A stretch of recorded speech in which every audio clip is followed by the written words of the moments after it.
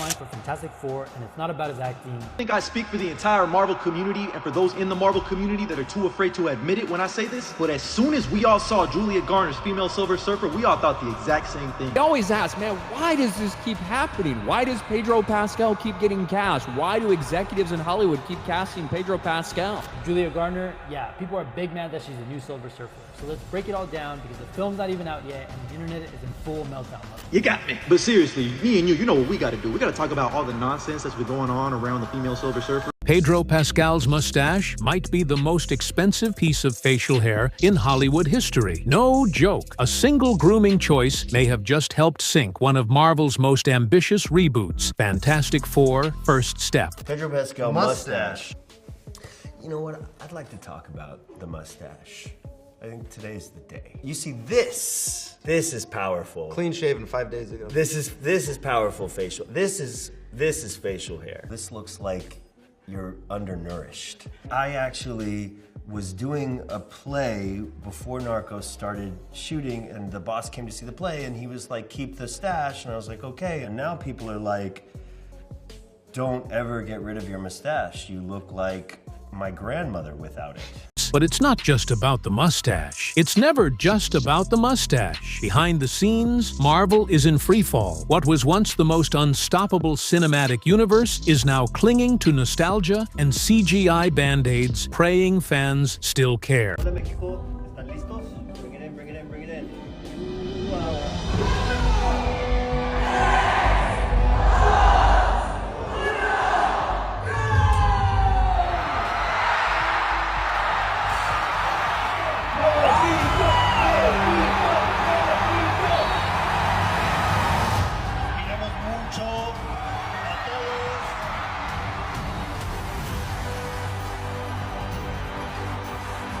But here's the truth no one at Marvel wants to admit. The audience has changed, and the studio hasn't. The film that was supposed to save the MCU might actually be the one that buries it. A gender-swapped Silver Surfer giving TED Talks in space. A lot of fans were really surprised to find out you were playing a Silver Surfer. Throughout the process, I wondered if there was anything that really surprised you about your role in the project. I mean, just how big it is. It's such a big universe, and I feel so grateful that I just get to be like a little part of it, to be honest. And yeah, everybody on that job, I think the casting of the four is phenomenal, and they're so wonderful, and Matt Shackman's amazing, so I'm very excited.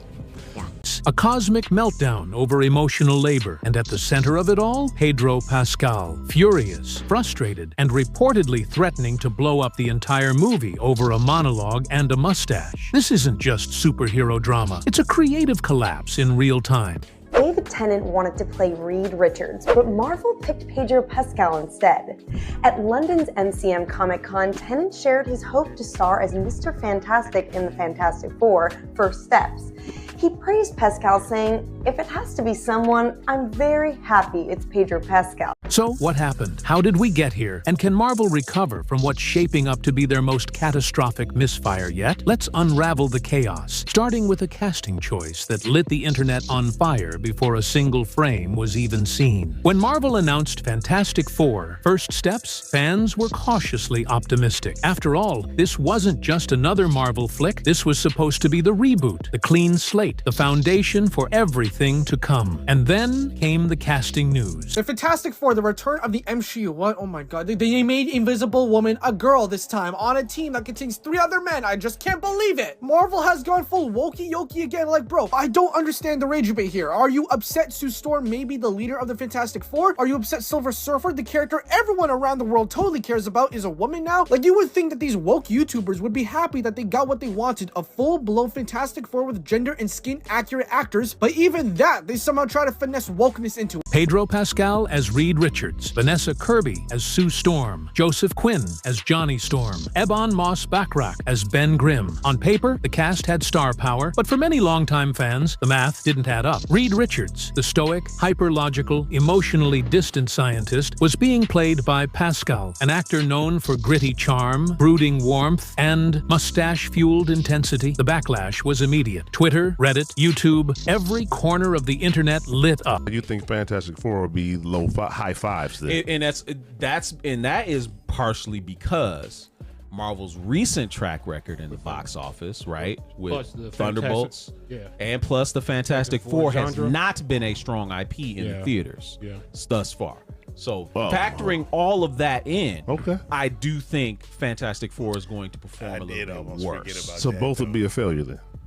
I don't consider them failures. That would be if you. I don't consider them if we're failures. If going- they don't make a And here's the thing, it wasn't about acting chops. Nobody questions Pedro Pascal's talent. This was about fit. Fans weren't seeing Mr. Fantastic. They were seeing Joel from The Last of Us, Din Djarin from The Mandalorian, even Oberyn Martell from Game of Thrones, but not Reed. It didn't help that just months earlier, British fan favorite David Tennant had openly expressed interest in the role. At London's MCM Comic-Con, he said, "If it has to be someone, I'm happy it's Pedro." It was gracious, but the fan base wasn't so generous. Social media started fantasizing about what could have been a sharp, cerebral, charismatic, Tennant-led Fantastic Four. And suddenly, Pascal was already losing the PR war before he shot a single scene. And that's before anyone knew what was happening behind the scenes. Because while fans were still debating the casting, Marvel was quietly dealing with a problem they didn't anticipate. Pedro Pascal was treating this like his Oscar moment, not a comic book comeback, and things were about to get weirder. Let's talk about the mustache, because it turns out it wasn't just facial hair. It was the hill Pedro Pascal chose to flip on. The drama started with a key flashback scene in Fantastic Four. First steps, Pascal's character, Reed Richards, delivers a 6-minute emotional monologue about fatherhood, legacy, and sacrifice during a tense cosmic debate. Think Tony Stark in Endgame, but with fewer Infinity Stones and more existential parenting vibes. Now here's the kicker. The scene was supposed to take place years in the past, which meant Reed Richards needed to look younger, cleaner, and Marvel wanted to digitally remove Pedro's mustache for continuity. Pedro refused, flat out. According to multiple insiders, he told the studio the mustache was part of his identity and part of the character's emotional truth. He argued that digitally shaving him would compromise the scene's authenticity, its emotional continuity. Marvel pushed back. Test screenings had already been savage. The mustache wasn't working. Audiences laughed, not because the scene was funny, but because it looked ridiculous. A cosmic lecture on parenthood, delivered with the seriousness of Hamlet, while sporting the kind of mustache that made people think of 70s detectives, or worse, YouTube parody skits. So Marvel made the call. They cut the entire scene, and Pedro, he lost it. Sources say he personally called Marvel head Kevin Feige, demanding the scene be reinstated. When Feige held firm, Pedro tried to escalate the issue, reportedly reaching out to Disney CEO Bob Iger himself. He claimed this wasn't just a disagreement, it was a betrayal of the character arc, and maybe even an attack on his legacy. All over a mustache. But here's where things spiral. That monologue wasn't just a throwaway scene. In Pedro's mind, it was the soul of the film. It was supposed to be his "I am Iron Man" moment, the emotional centerpiece that defined Reed Richards. Instead, it became a meme, a punchline, a test screening disaster so tone-deaf that Marvel didn't just cut it, they buried it. And behind that buried scene was something even more controversial. Because while Pedro was fighting over a flashback, another creative bombshell was floating just off screen, one that fans weren't ready for. And that brings us to the chrome therapist nobody asked for. Just when Marvel thought the mustache was their biggest problem, another storm was quietly brewing, one that would make Pascal's monologue Meltdown look tame.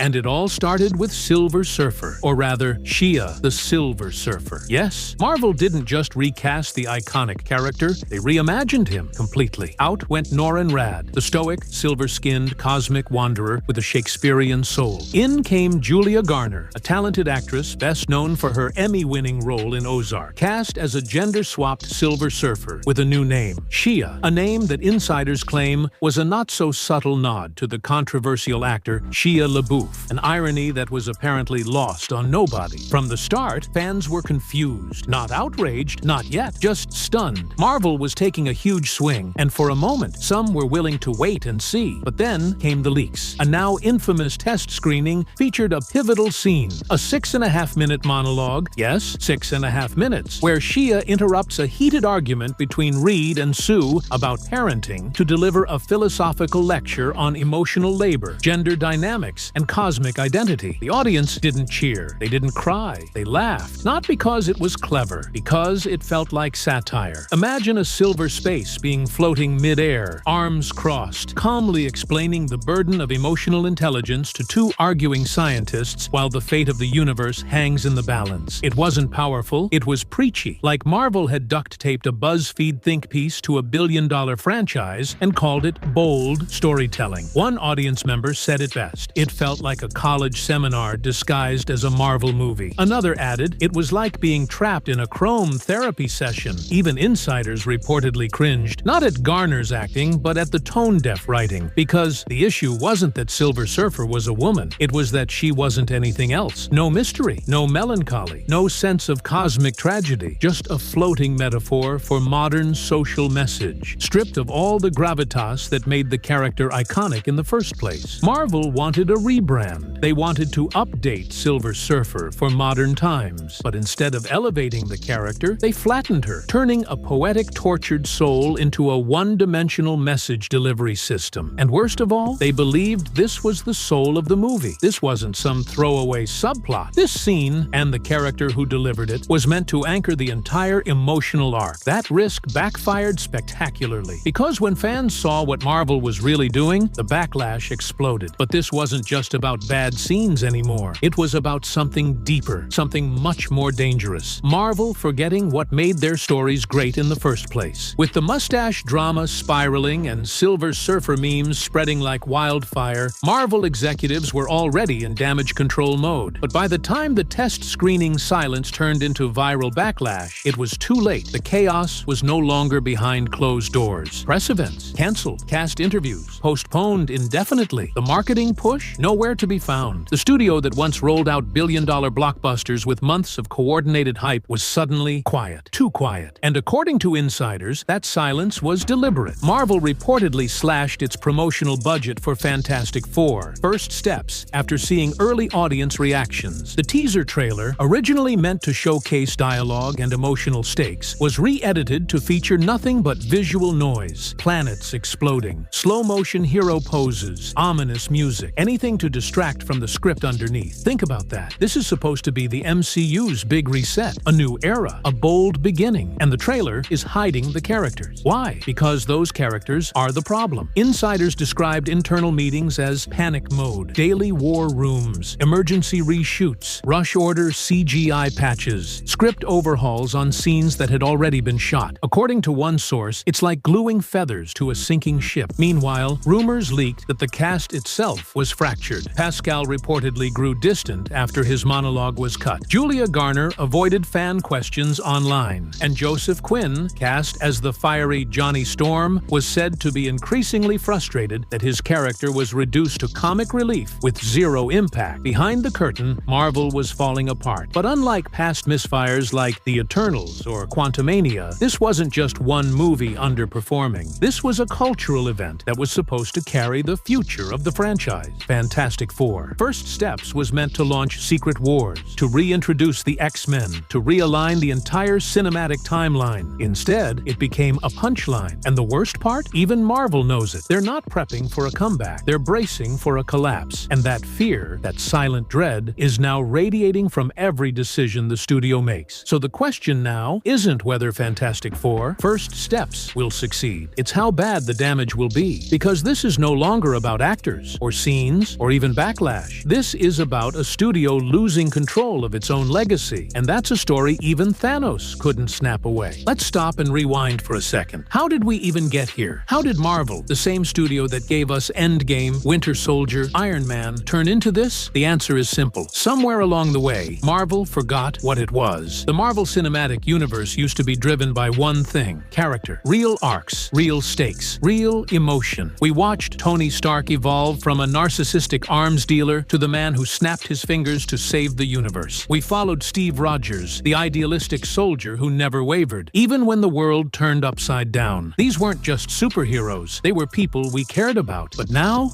Marvel movies feel like boardroom checklists wearing capes. Everything in Fantastic Four, First Steps, feels engineered, not written. Characters aren't acting like people, they're acting like mouthpieces. Reed Richards Richards isn't a scientist anymore. He's an emotionally exhausted father figure giving spiritual TED Talks. Sue Storm isn't powerful. She's emotionally detached and passive. Johnny Storm has zero spark, and Ben Grimm might as well be a rock with legs. And Silver Surfer? She's not a cosmic wanderer. She's a floating therapist with dialogue that sounds like it came from a wellness podcast. This isn't storytelling. It's strategy. It's brand-safe narrative framing pretending to be cinema. And fans? They're seeing through it. Because for years, Marvel trained its audience to expect stories rooted in emotion, sacrifice, and heroism. Now those expectations are being replaced by abstract lectures, overloaded subplots, and a tone that doesn't know if it wants to be operatic or ironic. Internally, sources say there's a civil war inside Marvel itself. Old guard creatives want to return to grounded arcs, the kind that made Iron Man and Black Panther resonate. But newer voices are pushing for bold reinvention, inserting layers of social messaging that are often more performative than profound. And that split? It's starting to show.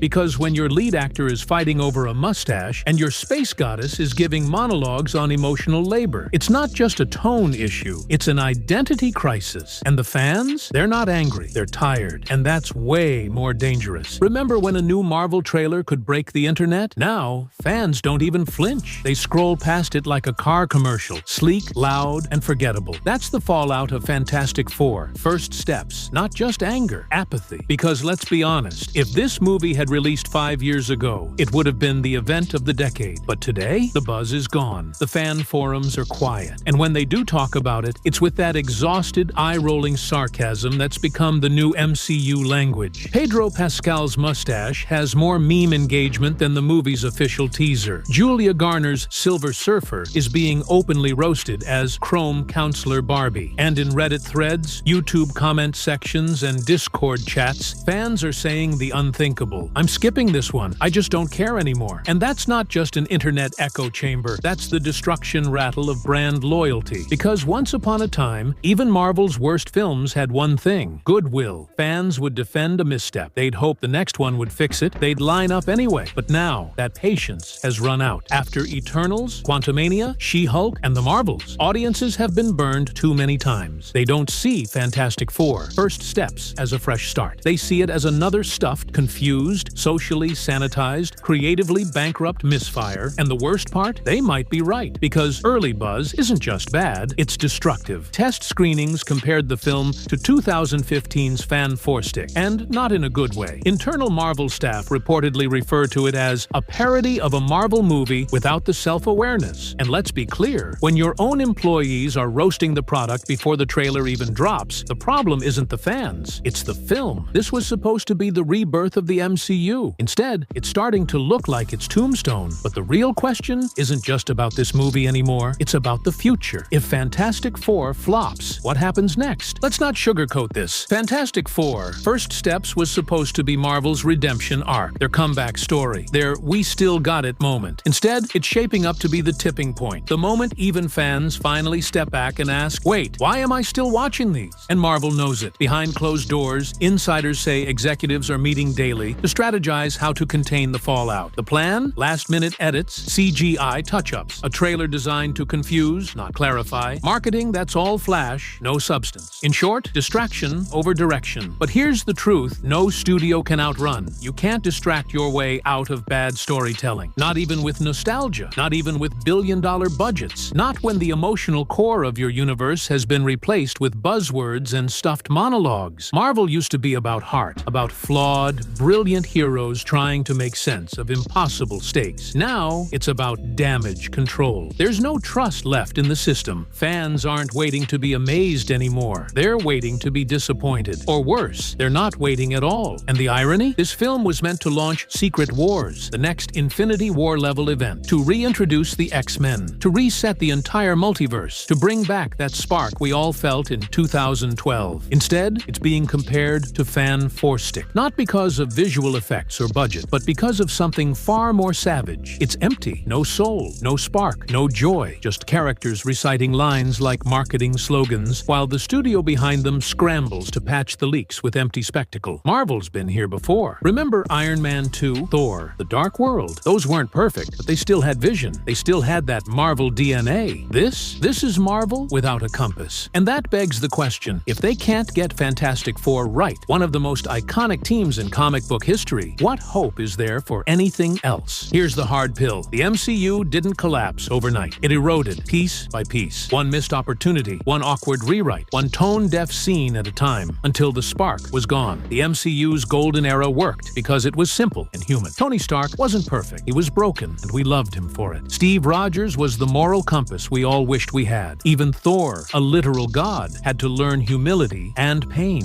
Now, the MCU is filled with characters who don't know who they are. Heroes who speak like TED Talk presenters. Plots that feel like they were generated by marketing teams and approved by sensitivity consultants. There's no wonder, no wait, no why. And Fantastic Four, First Steps, doesn't just reflect this shift, it embodies it. Instead of exploring legacy, sacrifice, family, it trades all that in for on-the-nose messaging and plastic emotions. It tries to be profound, but ends up preachy. It wants to be bold, but feels calculated. Even the cast feels like they know it. Pascal's emotional investment comes off as stubborn ego. Garner's performance feels lost in a sea of overwritten dialogue. Quinn and Moss Baccarat? Wasted. It's like watching four strangers pretend they've known each other for a decade. And at the center of this broken machine, Marvel Studios, the very brand that once defined the blueprint for modern cinema, is now gasping for relevance. Not with storytelling, with noise, louder trailers, bigger crossovers, more cameos. But none of it means anything if the foundation, the heart, is gone. And maybe, just maybe, First Steps is the final sign that the magic is over. So, is Fantastic Four First Steps just a stumble? Or is it the moment everything falls apart? Pedro Pascal's mustache might have made headlines. Julia Garner's cosmic therapy sessions might have sparked memes. But none of that really matters if the core is rotten. And according to fans, insiders, and even early screenings, it is. This isn't just a bad movie, it's a red flag. A warning that the studio that once told the most beloved superhero stories of all time may no longer know how to tell them. So now, it's your turn. Do you think Marvel can recover? Is Pedro Pascal the real problem, or just the face of a deeper creative failure? Should Marvel double down on reinvention, or finally return to its roots? Let us know in the comments. We're reading every single one. If you're as stunned by this chaos as we are, hit that like button, subscribe, and turn on notifications, because this isn't the last disaster coming out of Hollywood. This is Buzzline, and the fight's just getting started.